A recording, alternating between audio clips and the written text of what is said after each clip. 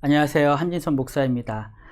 오늘 우리가 함께 배울 비유의 말씀은 바로 보아와 진주의 비유입니다.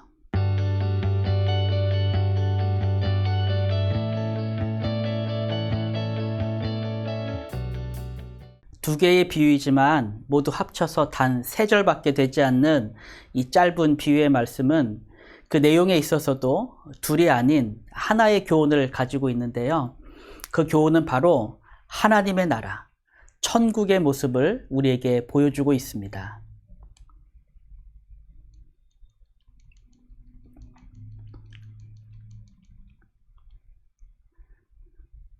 자, 지금 예수님께서 아주 분명하게 비유의 대상을 정해 주셨죠.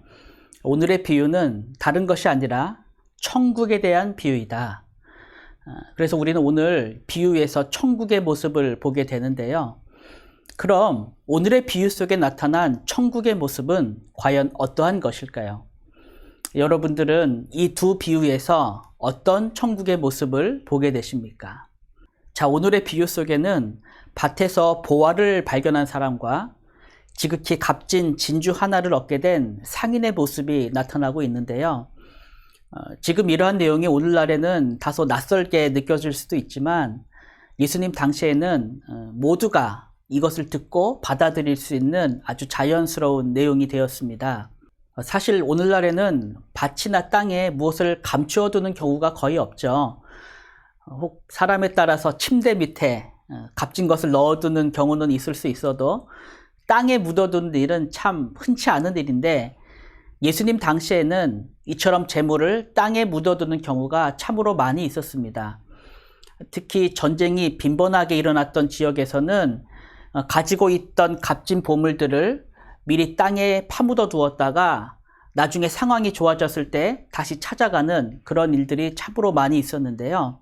유명한 역사학자인 요세푸스의 기록을 잠시 살펴보면 주후 70년, 그러니까 로마의 디도 장군에 의해서 예루살렘이 완전히 파괴되고 난 이후의 모습이 기록되고 있는데요. 그 내용을 잠시 보면 그 도시에 있던 결코 적지 않은 재물들이 폐허 속에서 발견되었다. 로마인들은 그것을 많이 파냈다. 그들은 발견한 것을 가지고 갔다. 그것은 유대인들의 소유로 전쟁의 불확실한 상황에 대비하기 위해 땅속에 파묻어 두었던 금과 은과 귀한 가구들이었다. 이같이 기록하고 있습니다. 사실 성경의 다른 곳에도 재물을 그처럼 땅에 묻어두는 사례가 또 나오죠. 예수님의 그 달란트 비유에서 1달란트 받았던 사람이 자신의 받은 것을 땅에다가 묻어둔 후에 주인에게 책망을 받은 그런 모습이 나타나고 있습니다. 그만큼 예수님 당시에는 귀한 재물이나 보물들을 자신만이 아는 곳에 묻어두는 일이 흔히 있었던 것인데요. 이와 관련된 하나의 일화를 소개해드리면 2014년에 그 현대판 감추어진 보화 사건이 일어나서 인터넷에 크게 화제가 되었던 적이 있었습니다. 당시 북부 캘리포니아에 사는 한 부부가 집 뒷뜰을 산책하다가 우연히 나무 밑에 묻어있던 한 녹슨 깡통을 발견했는데요. 부부가 그게 뭔가 해서 그 발견한 깡통을 파봤더니 그 파낸 깡통 밑에 더 많은 깡통들이 발견되었던 것이죠. 그래서 그 깡통들을 열어보니까 놀랍게도 그 속에 무려 1,400개가 넘는 금화가 들어있었던 것입니다. 지금 보시는 것이 당시 깡통에서 발견된 금화의 모습인데요. 지금 이 금화들은 캘리포니아에서 그 골드러시 기간이었던 1847년부터 1894년 사이에 샌프란시스코에서 주조한 동전들이라고 합니다. 지금 이 발견 소식을 당시 시카고 출입은이 전하면서 기사를 적을 때 이는 미국에서 발굴된 감추어진 보화 가운데서 가장 가치 있는 발견이었다. 이렇게 보도를 하기도 했는데요. 이같이 오늘날에도 혹 땅속에서 보화를 얻게 되는 일이 없지는 않지만 이러한 일이 예수님 당시에는 훨씬 더 아주 빈번하게 있었던 것이죠. 자, 또 두 번째 비유에 보면 진주를 구하는 장사꾼의 모습이 나오는데요. 물론 오늘날에는 진주보다는 다이아몬드가 더 귀한, 훨씬 더 귀한 보석으로 여겨지고 있지만 예수님 당시에는 좋은 진주를 소유하는 것이 큰 부의 상징처럼 그렇게 여겨지기도 했었습니다. 그래서 성경에도 보면 예수님께서 거룩한 것을 지혜 없이 사용하지 말 것을 교훈하실 때에 너희 진주를 돼지 앞에 던지지 말라 그렇게 말씀하시기도 했죠. 예수님께서 그같이 값지고 가치 있는 것을 진주에 비껴서 말씀하신 것인데요. 지금 이러한 내용과 관련해서 또 한 가지 내용을 소개해드리면 여러분들도 잘 아시는 클레오파트라가 실제로 소유했던 가장 값비싼 진주의 가격이 당시 로마의 은하로 1억 세스터시우스, 정확하진 않지만 오늘날로 환산했을 때 대략 1100만 불 정도의 가치를 가지고 있었다고 합니다. 말이 1100만 불이지 진주 하나가 그 정도의 가치를 가졌다는 것이 사실 지금으로서는 상상도 하기 어려운 그런 일인데, 사실 클레오파트라라고 하면 기원전 1세기 사람이니까 예수님께서 계셨던 시대와 거의 같은 시대라고 볼 수 있고, 바로 그런 점에서 오늘 비유에 나타난 말씀, 극히 값진 진주 하나를 발견하매 가서 자기의 소유를 다 팔아 그 진주를 사느니라 라는 말씀을 우리가 생각해 볼 수 있는 것입니다. 자, 여기까지 해서 오늘 비유와 관련된 몇 가지 배경들을 살펴봤는데요. 오늘 두 비유에서 공통적으로 나타나고 있는 것은 그렇게 보화와 진주를 발견한 사람이 이후에 했던 그 행동에 있습니다. 자, 보화와 진주를 발견한 사람이 그것을 발견한 이후에 어떻게 행동을 했습니까? 자신이 발견한 그 보화와 진주를 소유하기 위해서 자신이 가진 것을 다 팔아서 그것을 샀다라고 말씀하고 있습니다. 지금 이것이 오늘 비유에서 우리가 생각해야 할 중요한 내용이 되는데요. 기억나십니까? 제가 앞서 오늘의 비유가 교훈하는 중요한 주제가 뭐라고 말씀드렸죠? 네, 하나님의 나라라 말씀드렸습니다. 이건 제 해석이 아니라 예수님께서 직접 말씀하신 내용이죠. 그렇게 오늘의 비유는 천국을 보여주는 비유인데, 바로 그 천국을 보여주는 비유에서 보화와 진주를 발견한 사람이 자기의 모든 소유를 다 팔아서 그것을 소유했다라고 한다면, 결론적으로 오늘의 비유는 어떻게 요약할 수 있을까요? 바로 그와 같이 우리 역시도 천국을 소유하기 위해서는 내가 가진 모든 것을 다 포기하고 희생해야 한다. 그렇게 포기하고 희생한 자만이 천국을 소유할 수 있다. 이렇게 결론을 맺을 수 있을까요? 어떠한 점에서 오늘의 비유만 놓고 생각해 보면 이러한 해석이 맞아 보일 수도 있습니다. 그렇게 하나님의 나라를 보여주는 비유에서 지극히 값진 보화를 발견한 사람이 자신의 모든 재산을 팔아서 그것을 소유했다고 말하니까 당연히 그와 같이 우리도 내가 가진 모든 것을 희생해서 천국을 소유해야 한다라는 결론에 이를 수가 있는 것이죠. 하지만 정말 우리가 오늘의 비유 속에서 그러한 결론에 이르려고 한다면 우리는 도리어 성경의 다른 교훈들을 다 부정해야 하는 그러한 일도 함께 있게 됩니다. 왜냐하면 성경은 그 어느 곳에서도 사람이 치른 희생이나 어떤 대가를 통해서 천국을 소유할 수 있다고 그렇게 가르치지 않기 때문입니다. 하나님의 나라는 그리스도의 희생으로 우리가 얻게 된 나라이지 결코 사람의 희생을 통해 얻게 된 나라가 결코 아니기 때문에 그렇습니다. 자, 천국은 분명 의롭고 거룩한 자만이 들어갈 수 있는 나라인데, 그곳에 들어갈 우리의 모습에 대해서 성경은 분명히 이같이 선언하는 것이죠. 모든 사람이 죄를 범하였음에 하나님의 영광에 이르지 못했다. 뿐만 아니라 그 안에서 인간이 행한 의라는 것 역시도 모두 다 더러운 옷과 같다라는 것이 성경의 분명한 교훈입니다. 자, 그런데 바로 그런 우리가 하나님 앞에서 의롭고 거룩한 자가 돼서 천국에 들어가고 영원한 생명을 얻은 자가 되었다고 했을 때, 성경은 과연 이 모든 것이 사람이 치른 대가로 인한 것이 아니요 오직 그 죄인된 나를 위해 그리스도께서 치른 온전한 대가임을 알게 하시는 것이죠. 바로 이에 대하여 고린도후서는 이같이 교훈합니다. 하나님이 죄를 알지도 못하신 이를 우리를 대신하여 죄로 삼으신 것은 우리로 하여금 그 안에서 하나님의 의가 되게 하려 하심이라. 그렇게 하나님 앞에서 우리의 의가 되신 그 그리스도의 은혜로 인하여 성도는 거룩한 자가 되고 영생을 얻으며 하나님 나라에 들어가는 그렇게 복된 은혜를 입게 된 것입니다. 바로 이것이 진정 하나님의 나라를 소유하게 된 모든 백성들이 누리는 은혜라고 했을 때 오늘의 비유가 보여주는 교훈 역시도 결코 이와 다를 수 없는 것이죠. 오늘의 비유에서 보화와 진주를 발견한 사람이 자신의 모든 소유를 팔아 그것을 샀다라고 했을 때 진정 이러한 내용이 교훈하는 것은 우리 역시도 그렇게 천국을 소유하기 위해서는 내가 가진 모든 것을 버리는 그런 희생이 있어야 한다라는 것을 말하는 것에 있지 않고 도리어 성경의 모든 교훈과 같이 그리스도 안에서 은혜로 얻게 하신 이 하나님의 나라는 진정 나에게 있는 모든 것을 다 포기할지라도 결코 아깝지 않을 만큼 영광스럽고 가치가 있는 나라라는 것을 우리로 알게 하시는데 그 초점이 있는 것입니다. 진정 천국을 얻기 위해 내가 얼마만큼의 희생을 해야 하는가에 오늘의 비유에 초점이 있는 것이 아니라 그리스도 안에서 은혜로 얻은 하나님의 나라가 얼마나 가치 있으며 보배로운 나라인지를 우리로 알게 하는 것에 오늘 비유에 중요한 초점이 있는 것이죠. 그러기에 첫 번째 비유에서 예수님께서는 천국을 말씀하시면서 천국은 마치 밭에 감추인 보화와 같다 말씀하셨습니다. 지금 예수님께서 천국을 보화에 비유하시면서 그 나라가 가지고 있는 가치가 얼마나 크고 보배로운가를 우리에게 알게 하시는 것이죠. 자, 그래서 정말 그 가치를 알고 그 영광을 보게 된 사람은 이제 어떻게 행하게 되는 것입니까?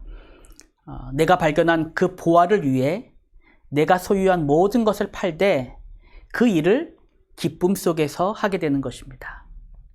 자, 두 번째 비유에서 예수님께서는 천국을 장사하는 사람에 비유하셨는데 지금 이 비유에서도 초점은 동일하게 그처럼 진주를 발견한 장사꾼이 자신의 모든 소유를 다 팔아서 그것을 소유할 만큼 그 보화가 가지고 있는 가치가 지극히 크다는 것을 우리에게 보여주고 있는 것이죠.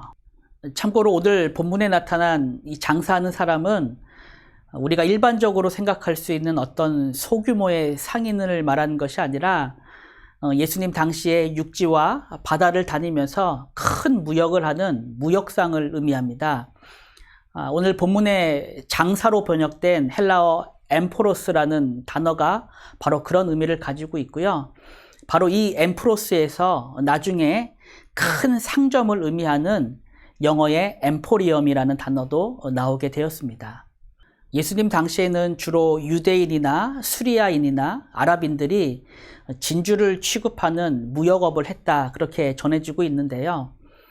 바로 이러한 무역상들이 이 도시 저 도시를 다니면서 진주를 찾다가 아주 좋은 진주를 발견하게 되면 흡사 앞서 클레오파트라가 소유했을 법한 그런 아주 값진 진주를 발견하게 되면 오늘 예수님의 비유에서처럼 자기가 가진 모든 것을 팔아 그 진주를 사려고 했던 것이죠. 이것은 진정 그 사람이 자신이 발견한 그 진주의 가치를 알고 있었기 때문입니다. 자, 이것이 오늘의 비유에 나타난 또 다른 중요한 교훈이 되는데요. 그렇게 저들에게는 자신이 얻으려고 했던 그 보화의 가치가 감추어져 있지 않고 열려 있었다라는 것입니다. 자, 첫 번째 비유에서 보화를 발견한 사람은 밭에 있다가 우연히 보화를 발견했죠. 반면에 두 번째 비유에서는 한 무역상이 좋은 진주를 얻기 위해서 부지런히 찾아다니다가 마침내 아주 값진 진주 하나를 발견하게 되었습니다. 그랬을 때 이러한 두 가지 모습은 한편으로 하나님의 복음을 깨닫게 된 인생의 모습을 생각하게 하는데요. 어떤 사람은 복음을 깨닫게 될 때 마치 밭에 감추어진 보화를 발견한 사람처럼 그렇게 자신이 전혀 기대하지도 못하고 바라지도 못한 자리에서 복음의 은혜를 듣고 깨닫게 되는 그런 경험을 하게 되기도 하고, 또 어떤 사람은 마치 좋은 진주를 찾아다니다가 마침내 그것을 발견한 사람처럼 아주 오랜 시간 진리에 대해서 갈망하다가 마침내 빛을 보게 된 그런 경우도 있게 되는 것이죠.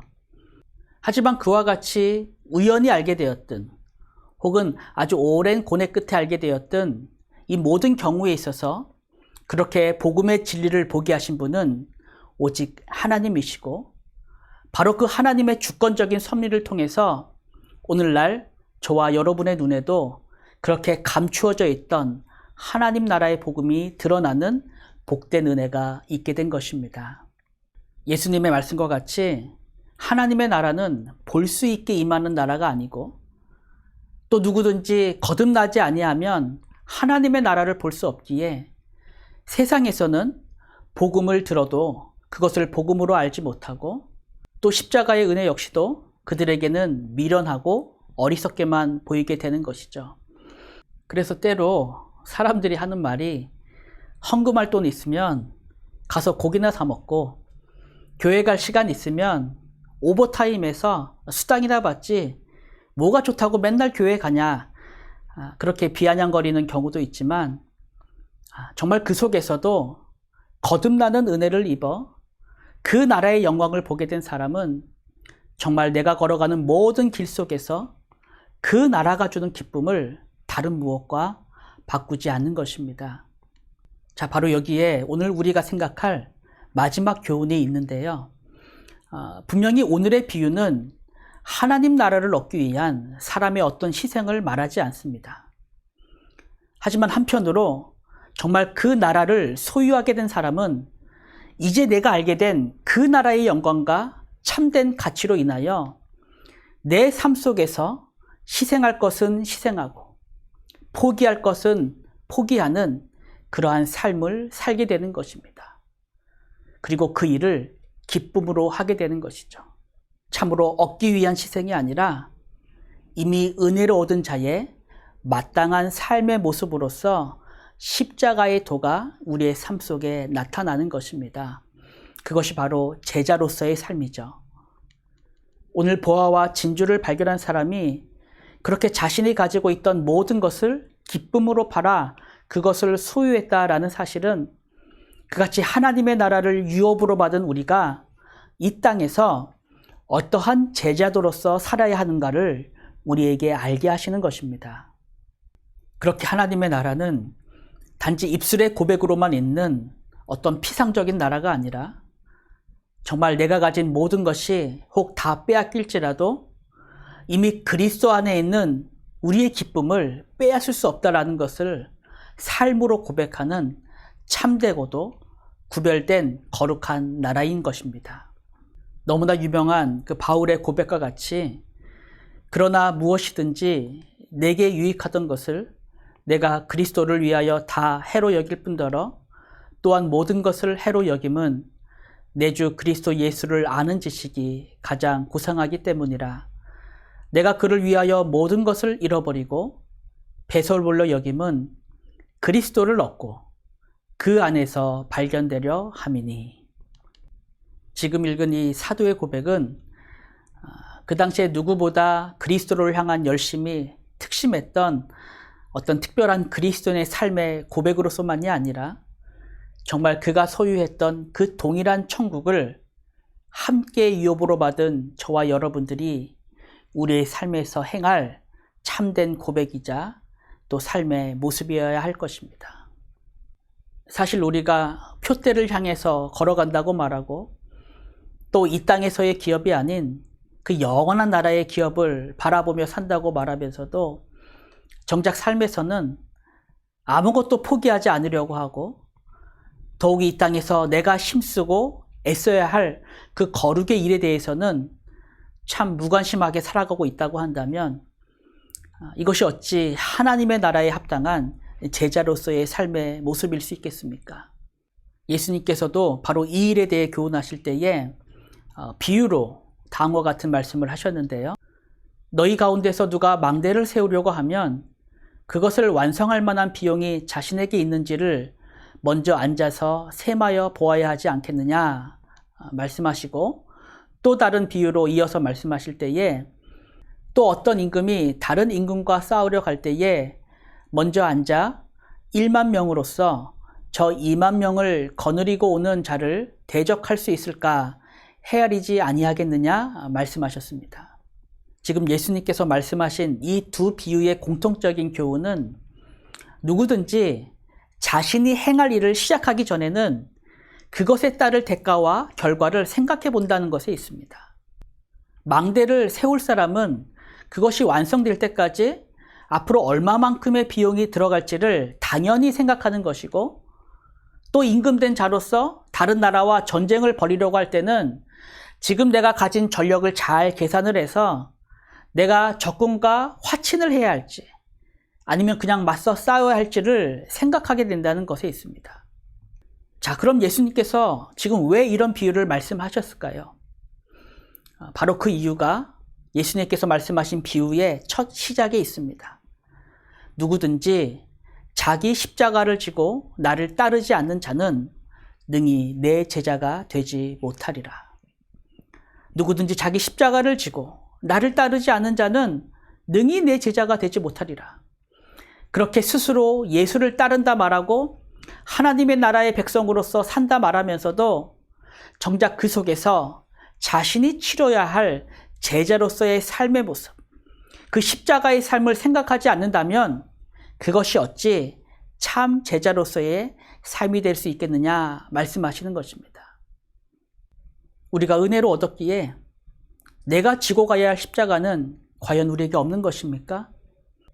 그렇게 우리는 이 땅에서 내가 소유하고 싶은 집, 내가 사고 싶은 차, 내 자녀를 보내고 싶은 대학을 생각할 때는 너무나 자연스럽게 그 속에서 내가 희생하고 치러야 할 대가를 계산하면서도 정작 하나님 나라의 삶을 살아감에 있어서는 그 어떤 희생도, 그 어떤 대가도 생각하지 않는 그러한 모습이 혹 지금 우리의 모습은 아닌가 생각하게 되는 것입니다.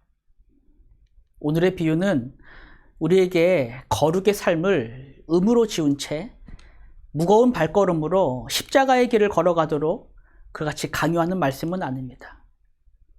도리어 그 십자가의 길을 걸어가는 우리의 마음이 진정 내가 얻게 된 그 참된 보화로 인하여 지치지 않고 기쁨으로 걸어갈 수 있도록 우리를 인도하는 참된 하나님의 복음인 것입니다.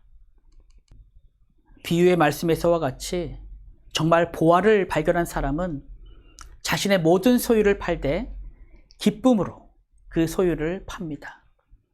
왜냐하면 내가 그 속에서 발견한 보화의 가치는 진정 우리로 후회하지 않게 할 것이고 다시 돌이키지 않게 할 영원하고도 참된 보화이기 때문입니다.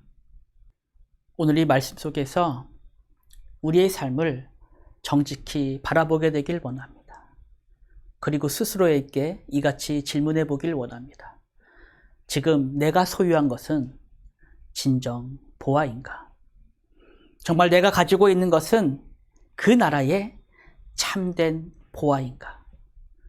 스스로에게 묻는 귀한 이 밤이 되기를 원합니다. 하나님 아버지, 진정히 이 물음 앞에 우리의 삶을 돌아볼 수 있는 은혜를 허락하여 주옵소서. 우리로 평생에 그리스도 안에서 허락하신 이 보화의 가치를 깨닫게 하여 주시고 그 은혜를 깊이 묵상하며 기쁨으로 십자가의 길을 걸어갈 수 있도록 은혜를 베풀어 주옵소서. 감사하며 살아계신 예수 그리스도의 이름으로 기도하옵나이다. 아멘.